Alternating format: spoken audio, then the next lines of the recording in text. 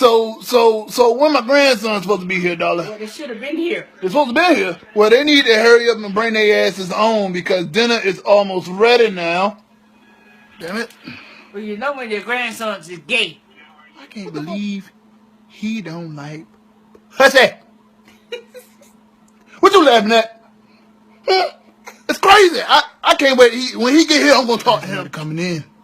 Hey, y'all. It's been a long time. How you doing? Hey, baby. Hey, Grandpa. Don't you hate Grandpa me. And long time what? See, he's on that gay shit, Darlene. The hell, you better put some bass on your voice when you say hey. Show some respect now. Yes, he better show some respect. Why is you coming at me like this, Grandpa? Boy, you better call me Joseph. Or girl, whatever you want to be called. And I'm not about to show no respect. Look at here, going like that. What the fuck is this? You better recognize. Recognize what? With your dirt ass. Oh, rust the ass. Crust the ass. You need to calm down. I'm not in the mood to hear this shit tonight. Darling, you know I can't do this. Man, fellas gonna laugh at me. I'm gonna lose my press card because I can't get grandson.